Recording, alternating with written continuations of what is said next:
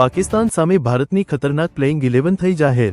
આ 11 ખેલાડી ઉતરશે પાકિસ્તાન સામે મેદાનમાં। મિત્રો કોણ કોણ છે આ 11 ખેલાડી જાણવા માટે જુઓ પૂરો વિડિયો। પરંતુ તેના પહેલા તમે પણ ક્રિકેટ જગતની તમામ ખબરો આપણી ગુજરાતી ભાષામાં મેળવવા માંગતા હોય તો વિડિયોને લાઇક કરો અને અમારી ચેનલને સબસ્ક્રાઇબ કરો। મિત્રો એશિયા કપની શરૂઆત થઈ ગઈ છે અને ભારતીય ટીમે પોતાની પહેલી મેચ યુએઈ સામે રમી લીધી છે અને આ મેચ ભારતીય ટીમે ખૂબ જ સરળતાથી જીતી લીધી છે। મિત્રો એશિયા કપમાં ભારતીય ટીમની બીજી મેચ પાકિસ્તાન સામે 14 સપ્ટેમ્બરના રોજ રમાવાની છે, પરંતુ આ મેચમાં ભારતીય ટીમમાં કેટલાક બદલાવો થઈ શકે છે। આવો મિત્રો જોઈએ કે પાકિસ્તાન સામે શું હશે ભારતની પ્લેઇંગ 11। મિત્રો સૌપ્રથમ ઓપનિંગની વાત કરીએ તો ઓપનિંગમાં અભિષેક શર્મા અને શુભમન ગિલ રમતા જોવા મળશે। મિત્રો અભિષેક શર્મા પહેલા બોલથી જ સામે વળી ટીમ પર અટેક કરવાનું ચાલુ કરી દે છે અને સામે વળી ટીમને પ્રેશરમાં લાવી દે છે। મિત્રો જો અભિષેક શર્મા થોડી વધુ વાર પિચ પર ઊભો રહી જાય તો તે ગમે તેવી ટીમ માટે ખતરો બની જાય છે। મિત્રો તેની સાથે ભારતીય ટીમનો vice captain Shubman Gill opening કરતો જોવા મળશે। મિત્રો શુભમન ગિલ કેટલો ખતરનાક ખેલાડી છે તમે જાણો જ છો। તે પણ જો ચાલી જાય તો એકલા દમ પર મેચ જીતાડવાની તાકાત રાખે છે। એટલા માટે અભિષેક શર્માની સાથે ભારતીય ટીમનો vice captain Shubman Gill opening કરશે। હવે વાત કરીએ ત્રીજા નંબરની તો ત્રીજા નંબર પર કેપ્ટન સૂર્યકુમાર યાદવ બેટિંગ કરતો જોવા મળશે। મિત્રો સૂર્યકુમાર યાદવ કેટલો ખતરનાક બેટ્સમેન છે તમે જાણો જ છો। તે મેદાનની ચારેય બાજુએ છક્કા મારે છે અને એકલા દમ પર મેચ જીતાડી શકે છે। મિત્રો સૂર્યકુમાર યાદવ પણ પહેલા બોલથી જ સામેવાળી ટીમ પર અટેક કરવાનું ચાલુ કરી દે છે, તેથી તે નંબર 3 પર રમતો જોવા મળશે।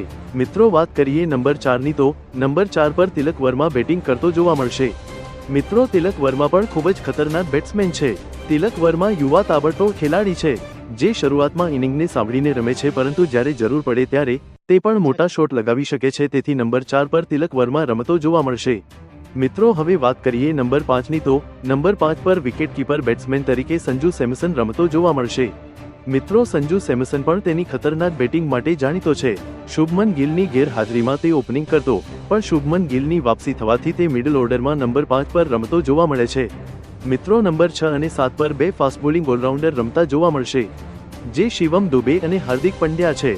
મિત્રો શિવમ દુબે ખતરનાક બેટિંગની સાથે સાથે ફાસ્ટ બોલિંગ પણ કરી લે છે અને તે પણ ખૂબ જ ખતરનાક ખેલાડી છે અને એકલા દમ પર મેચ જીતાડવાની તાકાત રાખે છે। એટલા માટે શિવમ દુબે નંબર 6 પર રમતો જોવા મળશે।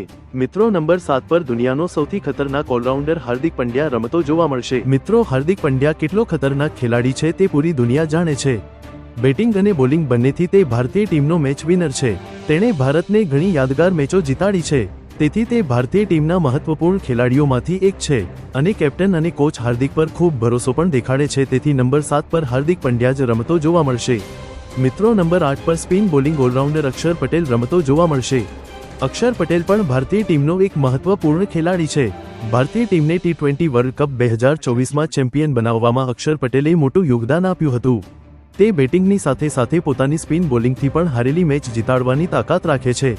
મિત્રો નંબર 9 અને 10 પર ભારતીય ટીમની ખતરનાક સ્પિન જોડી કુલદીપ યાદવ અને વરુણ ચક્રવર્તી એક સાથે રમતા જોવા મળશે।